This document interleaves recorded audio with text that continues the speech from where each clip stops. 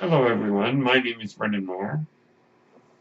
That noise you're hearing is my ventilator.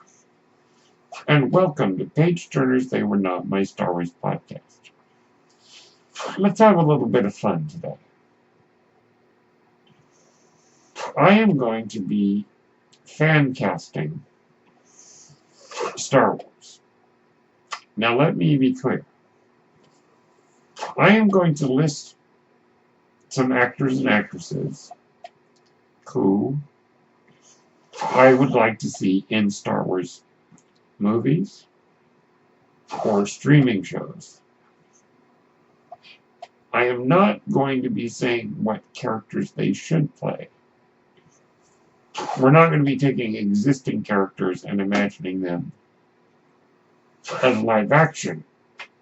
These are just a list of actors and actresses who I would like to see in a Star Wars product someday, and not in any particular role.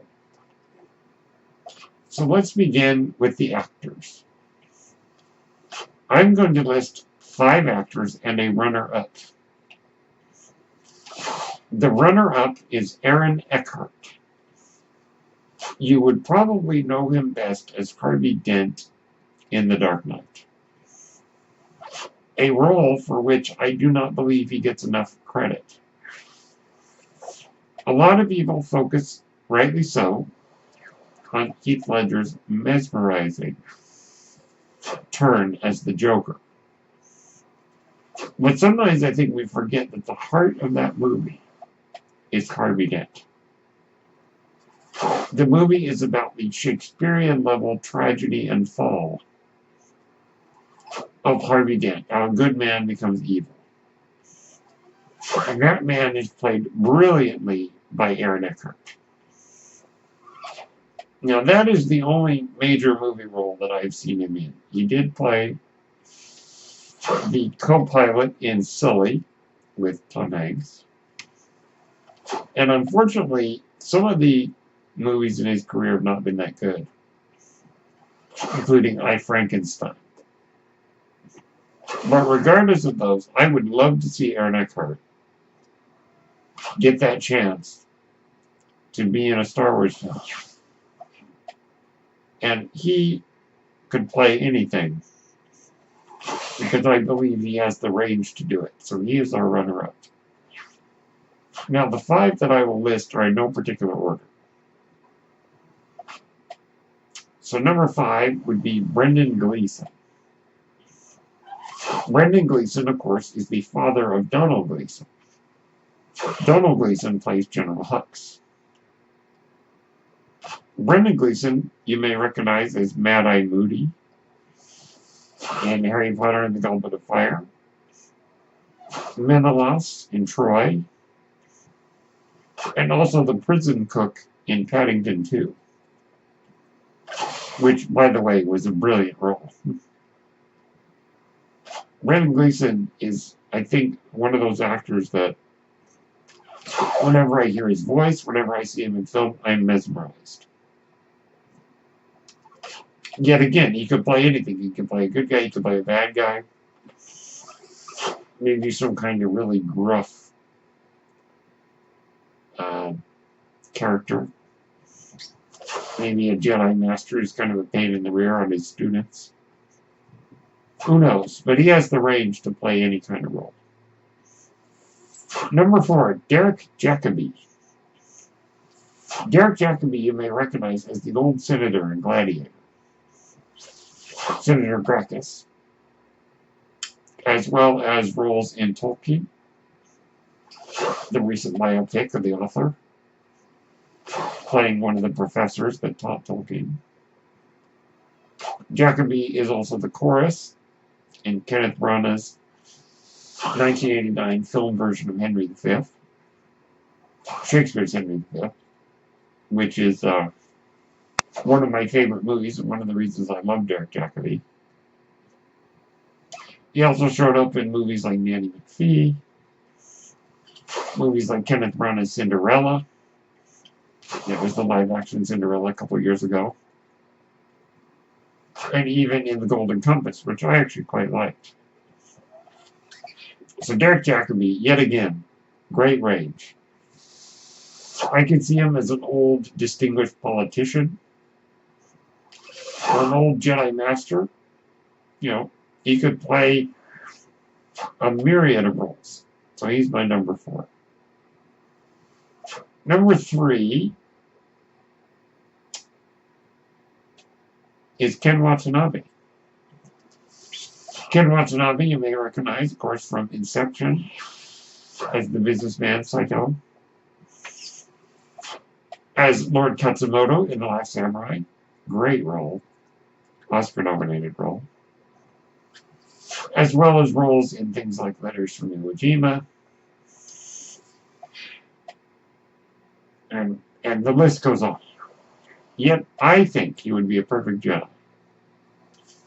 It is a story, and I don't know how true this is, that George Lucas had considered legendary Japanese actor Toshiro Mifune to play Obi-Wan Kenobi.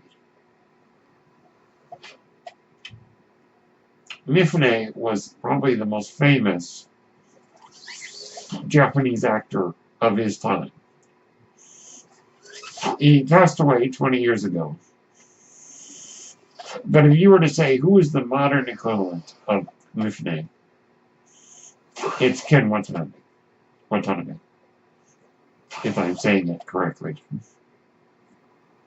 I would love to see him as a Jedi. He could bring that samurai quality to the Jedi, which is oddly enough what the Jedi are based on. The word Jedi means history, or era, or period in Japanese. Jidaigeki is what they call the history films, which I think more or less means history piece. So he's my number 3. Number 2, Peter Dinklage. Oh gosh, where to begin with this guy? He, of course, is most well known right now for his role as Tyrion Lannister in Game of Thrones. But he's also known as Boulevard Trask in X-Men Days of Future Past, which is a great role. And minor roles in movies like Elf, where, as you recall, he beats up Will Ferrell. He's also done some voice work in video games and animated films. He is just one of those actors that could play a good guy, could play a bad guy, could play kind of a guy where you don't really know where he stands morally. I think he has the range to do it. And whenever he's on screen, in anything, I am captivated. The voice, the look. And the great thing about him is he has managed, I think, to break the mold of being a little person in Hollywood and be able to play more interesting roles. Even roles, like in the case of Boulevard Trask in X-Men Days of Future Past. The character, it didn't matter what if Dinklage was a quote-unquote little person. All that mattered is they needed a good actor with that role. The role was not written to be played by a person with dwarfism. That's not the way the character is in the comics. And so that shows you that all they needed was a good actor. And it didn't matter what his height was. So he could play anything, and there would be no limitation, I think, on what he could play. And there's just he just has that range and is able to play so many characters and deliver his lines with such precision that's so brilliant. So Peter Dinklage, my number 2. Number 1, Bryan Cranston. Oh boy, yet again, where do I begin with this guy? Now, those of you who, like me, felt a little bit miffed at his minor role in Godzilla in 2014, yet, even though he wasn't on screen that much, when he was on screen, He completely owned it. Of course, he is most famous as Walter White on Breaking Bad, and also the dad in Malcolm in the Middle. I even saw him the other day when I was watching John Carter, which should have been called John Carter of Mars, but that's another story. Cranston also recently was nominated for an Academy Award for Best Actor in the movie Trumbo, playing blacklisted screenwriter Dalton Trumbo, who is the man who wrote Spartacus, the movie, not the TV series. So Bryan Cranston is astonishing. Like Peter Dinklage, you are compelled as an audience member to hang on every single word that comes out of Cranston's mouth. My friend showed me a scene of Cranston as Walter White. I swear, I could not take my eyes off him. He's that captivating.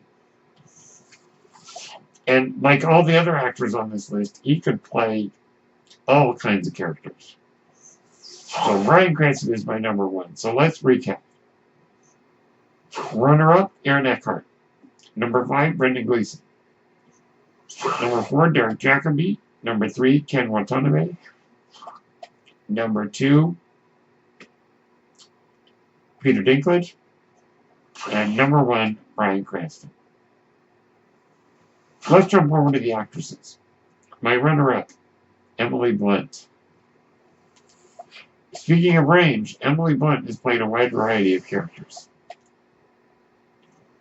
I have to admit, I've got a little bit of a crush on her because of Edge of Tomorrow. Which, if you have not seen Edge of Tomorrow, or now it's called Live, Die, Repeat, check it out. It is amazing. And she's the buff in it, very buff. So she has range. She can play all kinds of characters. She can play regal nobility. She can play senators and politicians. She can play a soldier. She can play a Jedi. Range like you cannot believe. And yes, I think she's kind of cute. So, and I love her British accent. I just think it's adorable. So she's my runner-up. Number 5, Danai Gurira, if I'm saying her name right. She plays General Okoye in Black Panther, and in Infinity War and in Endgame. What a great character. I was talking to my friend this morning about how Black Panther is great as a movie because even though T'Challa is the main character, and he's male, he is supported by 4 women. His mother, his sister, his girlfriend, and his general, and he would not be where he is without them. I absolutely love Danai Gurira as Okoye. I know she's also well known for being on The Walking Dead. And she just has such a distinct look. I love her kind of swan neck. She's a very nice look. She's very striking looking. So I would love to have her in Star Wars. Number 4, Millie Bobby Brown. 11 from Stranger Things. Talk about breaking out onto the scene. An electrifying presence she is on Stranger Things. Just so captivating. And just came out of nowhere, I swear. Now, there have been fans talking about how much they would like to see her playing a young Princess Leia. Now, like I said, I don't want to assign characters to the actors. And also, I do not believe that there will be a young Leia film.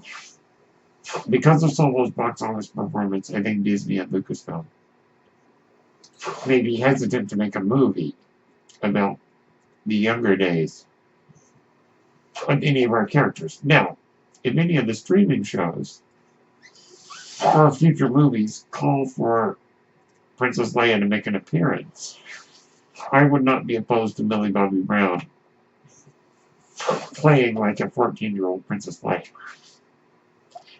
But I would just like to see Millie Bobby Brown in any role. As a Padawan, we've never seen a Padawan girl on film. Or in live action, I should say. Or she could play a kind of pickpocket street rat that's running around kind of one of the slummier planets. You know, kind of where Han Solo and Kira started their journey. On Corellia. So, yeah, Millie Bobby Brown, my number 4. Number 3, Viola Davis. I love Viola Davis. She is truly just an astonishing actress. I had first heard about her because of the movie Doubt that came out in 2008. Now, I have to admit, I have not seen Doubt. I first saw Viola Davis in a movie in The Help. She was astonishing. Astonishing in that. And of course, recently she won an Oscar for Fences, which she was marvelous in. She has a commanding presence. She has a dignity that when she appears on screen, you pay attention to her. She could play a politician or a general, but she's got that commanding presence. And she just brings so much to the table. She's a great actress, but she also is so captivating. And I just think that I was so pleased when she won Best Supporting Actress for Fences. But she really delivered, though I think that should have been a Best Actress nomination. She has just been popping up all over the place, including even in things like Suicide Squad and Ender's Game. She really has a lot of range. Like a lot of our actors that on these lists have a serious amount of range, and she is no exception. Viola Davis, my number 3. Number 2, Cate Blanchett. Of course, Elizabeth from the movie Elizabeth, Galadriel from Lord of the Rings, Hela from Thor Ragnarok.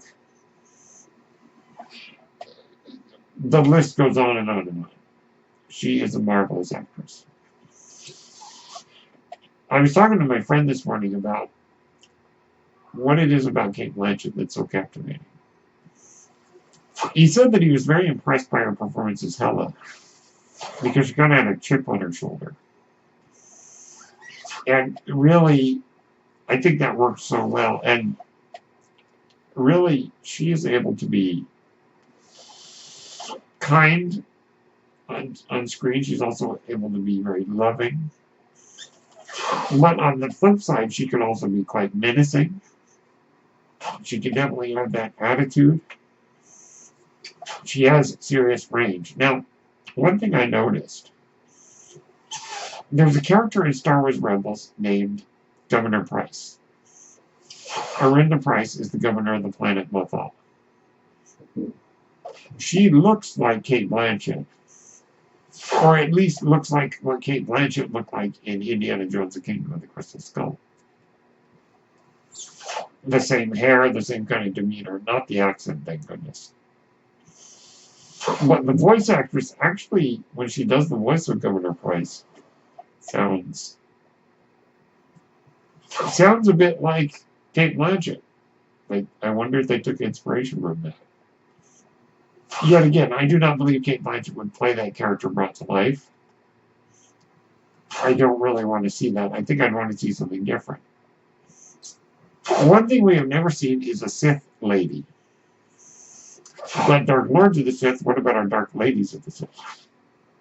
What if Benioff and Weiss are doing an Old Republic movie and Cate Blanchett is called upon to be a Sith lady who's like the main antagonist. Wow. Wearing kind of all gothed out, like she was a Sella. You know, kind of dark eyeshadow and got a red lightsaber and dark robes. Just, yeah, it would be amazing. Cate Blanchett, I absolutely love. Cate Blanchett, my number 2. Number 1, drumroll please, Michelle Yeoh. Ah, you may recall Michelle Yeoh from Crouching Tiger, Hidden Dragon. Well, she plays the older woman. I'm drawing a blank on the character's name. She just recently appeared as the mom of our main male character in Crazy Rich Asians. She's also Captain Philippa Georgiou on Star Trek Discovery. Whenever Michelle Yeoh is in a film, I am immediately captivated. One, I think she's a very beautiful woman. She's probably nearing 60, but she looks fabulous. I've got to say. But she, like so many of these other actresses, brings such a commanding presence. I have to admit, I'm currently writing a story, and I am picturing her as one of the characters, the Prime Minister of one of the countries. She's got that politician feel.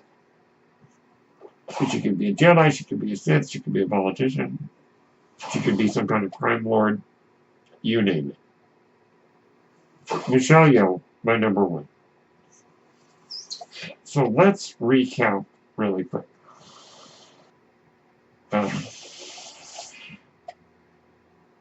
So let's recap. Runner-up, Emily Blunt. Number 5, Danai Gurira. Number 4, Millie Bobby Brown. Number 3, Viola Davis. Number 2, Cate Blanchett. And number 1, Michelle Yeoh. So this is kind of my fantasy draft of actors I'd love to see in Star Wars.